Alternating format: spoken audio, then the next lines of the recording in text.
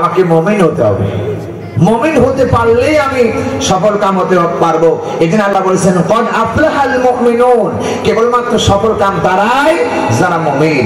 ঠিক না ঠিক? জোরে বলুন ঠিক না ঠিক? সুতরাং আমার ভাইরা, এই মুমিনদের জানার মাল আল্লাহ রাব্বুল আলামিন কিনে নিয়েছেন। কোরআনে কারীমের ভিতরে আল্লাহ তাআলা বলতেছেন বান্দারে কিভাবে আল্লাহ কিনে নিলেন। আল্লাহ তাআলা বলতেছেন বান্দা, মুমিনদের জানার মাল আমি আল্লাহ রাব্বুল আলামিন কিনে নিয়েছি ওই জান্নাতের বিনিময়, যে জান্নাতের ভিতরে আল্লাহ রাব্বুল আলামিনের ফেরেশতারা বারবার সালাম দিতে থাকবে, চতুর্দিক থেকে আসবে সালাম। মনে আছে আপনাদের? আল্লাহ তাআলা বলেন ওই জান্নাতের বিনিময়ে আমি আল্লাহ তোমাদের জান আর মাল খরিদ করেছি। আলা আলা সুরুরিম মাউদুনা, জোরে বলেন আল্লাহু আকবার। আল্লাহ রাব্বুল আলামিন ১৫০০ বছর আগে বলেছেন বান্দা লক্ষ্য করে শোনা লাগবে। আল্লাহ বলেন বান্দারে, যেই জান্নাতের বিনিময়ে আমি তোমাদের জানার মাল খরিদ করেছি, যেই জান্নাতের ভিতরে তোমার আমার বসার জন্য কোনো কাঠের চেয়ার থাকবে না, কোনো প্লাস্টিকের চেয়ার থাকবে না, কোনো আমার বন্ধুগণ কোনো কিংবা লোহার চেয়ার থাকবে না। যেই জান্নাতের ভিতরে বান্দাকে বসার জন্য আল্লাহ তাআলা চেয়ার দিবেন, কুরসিয়ন মানে চেয়ার দিবেন, সেটা ডাইরেক্ট আল্লাহ তাআলা সোনা দিয়া বানায় রাখছে। আল্লাহু আকবার। সোনা দিয়ে বানালো, সেই চেয়ারের মধ্যে বসে থাকবেন। কিভাবে বান্দা বসে থাকবে সে কথা আল্লাহ কোরআনে কারীমের মধ্যে বলেছেন মুত্তাকিনা আলাইহা মুতাকাবিলিন। আমি যেমন করে বসে আছি আপনারা যেমন আমার দিকে তাকিয়ে আছেন, আল্লাহর কসম করে বলি এইভাবে বান্দা পাশাপাশি এরকম বসে বসে আল্লাহর জান্নাতের ভিতরে হাসতে থাকবে। যেমন আল্লাহু আকবার। সেই জান্নাতের বিনিময়ে আল্লাহ রাব্বুল আলামিন মুমিনদের জানার মাল কিনে নিয়েছেন। আল্লাহ এরপরে বললেন ওই জান্নাতের বিনিময়ে আমি মুমিনদের জানার মাল কিনে নিয়েছি। খালিদিনা ফিহা লা ইয়াবগুনা আনহা হিওয়ালা। আমার ভাইরা, আল্লাহ বলেন ওই জান্নাতের বিনিময়ে মুদিখানার দোকানে যাবেন, মুদিখানার দোকানে গিয়ে আমার বন্ধুগণ মুদিখানার মাল মুদিখানার দোকান থেকে নিতে থাকবেন। সব মুদিখানার মাল পাওয়া যাবে এই গ্যারান্টি কিন্তু নাই। চিল্লায় কন্ডি কিনা। এরপরে ডাক্তারের প্রেসক্রিপশন নিয়ে ডাক্তারের ওষুধের দোকানে গিয়েছেন, সব প্রেসক্রিপশনে যা লেখা আছে এটা পাওয়া যেতেও পারে নাও পারে, সন্দেহ আছে। কিন্তু আল্লাহ রাব্বুল আলামিন বলেন কোন মুমিন বান্দা যদি জান্নাতে যায় ওই জান্নাতের ভিতরে খালিদিনা ফিহা লা ইয়াবগুনা আনহা হিওয়ালা, যা বান্দার ইচ্ছা সব ওই জান্নাতের ভিতরে পাওয়া যাবে। আল্লাহু আকবার। সেই জান্নাতে যেতে চান কারা কারা দুই হাত তুলে দেখান। লিল্লাহি তাকবীর। আল কোরআনের আলো, আল হাদিসের আলো, লিল্লাহি তাকবীর। আমার বন্ধুগণ হাত নামান। সেই জান্নাতে যদি যেতে হয় তাহলে আমার আপনার জীবনের সবটুকু আল্লাহকে দিতে হবে। কেবলমাত্র আল্লাহ জান, এই যে জান আর মাল কিনে নিলেন, জানের একটা অংশ হলো হাত, জানের একটা অংশ হলো চোখ, জানের একটা অংশ হলো পা, জানের একটা অংশ হলো আত্মা। এগুলো যখন আপনার বিক্রয় করে দিয়েছেন, আল্লাহ রাব্বুল আলামিন বলেন বান্দারে এগুলো আপনার না, এগুলো আমার না, এগুলো সব কেবলমাত্র মালিকানা একজনার, তিনি কে? আরো জোরে বলেন।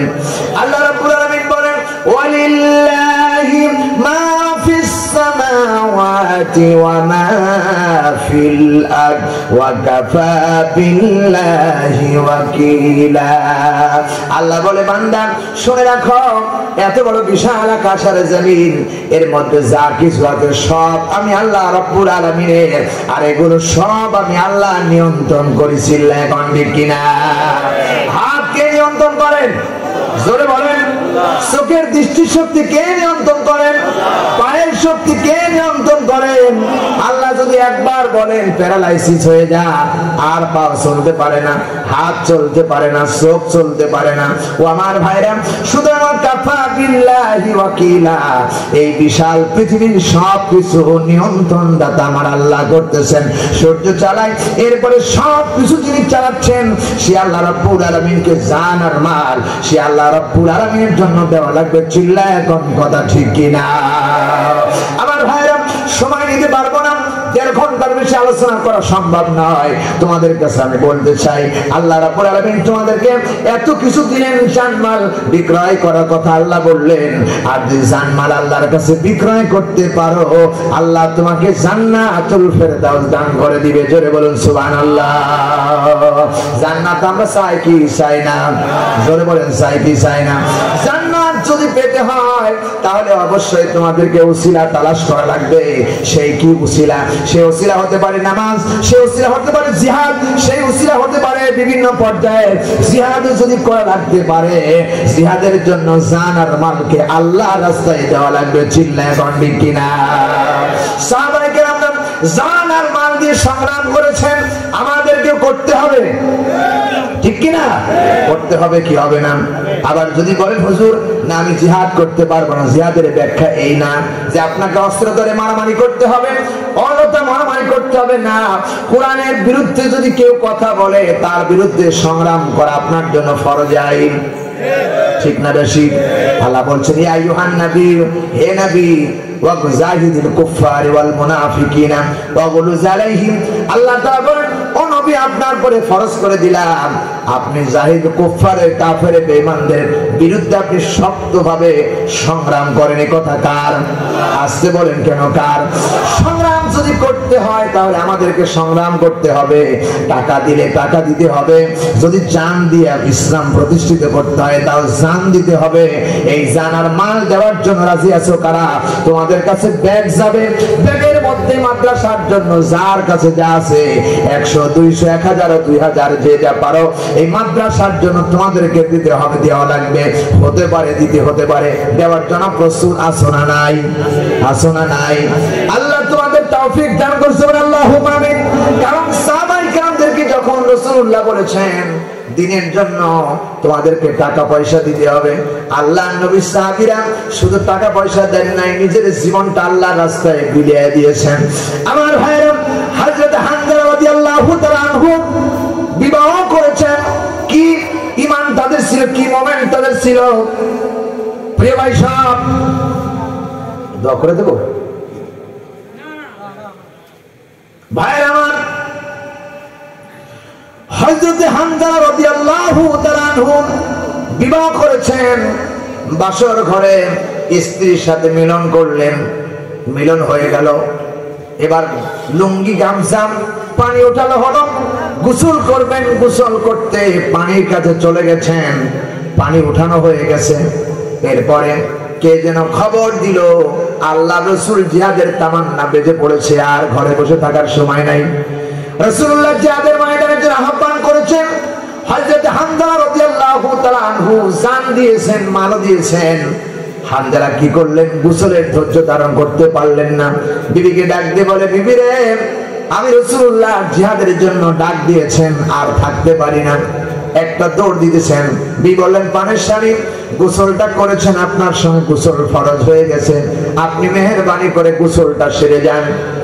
হযরত হামজা বললেন, পানের বিবি রে, গোসল করা তো ফরজ হয়েছে বুঝলাম, কিন্তু গোসল করতে গিয়ে এই সময়টুকু যদি কাফেররা আমার রাসূলকে ঘিরে ফেলে দেয় আর আমার রাসূলকে দুনিয়া থেকে বিদায় করে দেয়, আমি হামজা কিয়ামতের দিন আল্লাহর দরবারে কি জবাব দেব? জবাব দিতে পারবো না।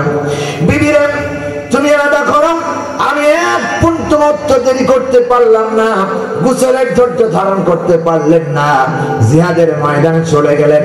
জিহাদের ময়দানে গিয়ে আল্লাহর জান্নাতের আশায় জিহাদের ময়দানে চলে গেছেন, শহীদ হলে জান্নাত পাবো।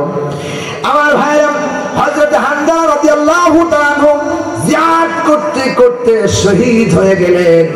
এত মর্যাদা দিলেন। আমার বন্ধুগণ, শহীদ হয়ে গেছেন, জিহাদ হয়ে গেছে যখন, হামজা রাদিয়াল্লাহু তাআলা আনহু নবীজির সমস্ত সাহাবায়ে কেরামদের লাশ তন্ন তন্ন করে খুঁজতেছেন, কিন্তু হামজার লাশ খোঁজা পাওয়া যায় না। নবীজি সাহাবীদের বলেন, সাহাবীরা রে, দেখো এই জিহাদের ময়দানে হামজা রাদিয়াল্লাহু তাআলা আনহু এসেছেন, তার লাশ কোথায় আছে দেখো, কোথায় তিনি অবস্থান করতেছেন। তো জিহাদের ময়দানে কোন জায়গায় লাশ খুঁজে পেলেন না। সাহাবীরা বললেন, হুজুর কোন জায়গায় লাশ পাওয়া যায় না, কোথায় গেল সেই লাশ? তন্ন তন্ন করে খুঁজে দেখো। সাহাবীরা খুঁজতে শুরু করলেন, লক্ষ্য করে দেখেন হামজালা লাশ জিহাদের ময়দানে পড়ে আছেন, কিন্তু তার দাড়ি দিয়া চুল দিয়ে টপ টপ টপ টপ করে পানি পড়তেছেন। আল্লাহর নবী বললেন, সাহাবীরা রে, হযরত হামজালার গোসল ফরজ হয়েছিল, গোসলের ব্যবস্থা করো। আল্লাহ রাব্বুল আলামিন জানায় দিন, ও নবী, আপনি আপনার হামজালা কোরআনের জন্য, ইসলামের জন্য, আপনার জন্য যুদ্ধ করতেছে, আপনার তিনি গোসল ফরজ হয়েছে, গোসলের ধৈর্য ধারণ করতে পারে নাই, আপনার প্রেম আর কোরআনের প্রেমের কারণে জিহাদের ময়দানে শামিল হয়ে শহীদ হয়ে গেছে। ইয়া রাসূলুল্লাহ, দুনিয়ার সাধারণ পানি দিয়ে গোসল হবে না, আমি আল্লাহ রাব্বুল আলামিন তার হাউজে কাউসারের পানি দিয়ে গোসল করাইছি। সাহাবীরা লক্ষ্য করে দেখেন হযরত হামজার দাড়ি দিয়ে চুল দিয়ে গাও দিয়ে টপ টপ করে পানি পড়তেছেন। এত মর্যাদা আল্লাহ রাব্বুল আলামিন যারা জান আর মাল আল্লাহর জন্য বিক্রয় করে দিয়েছেন। কোরআনে কারীমের মধ্যে আল্লাহ রাব্বুল আলামিন বলেছেন, আমার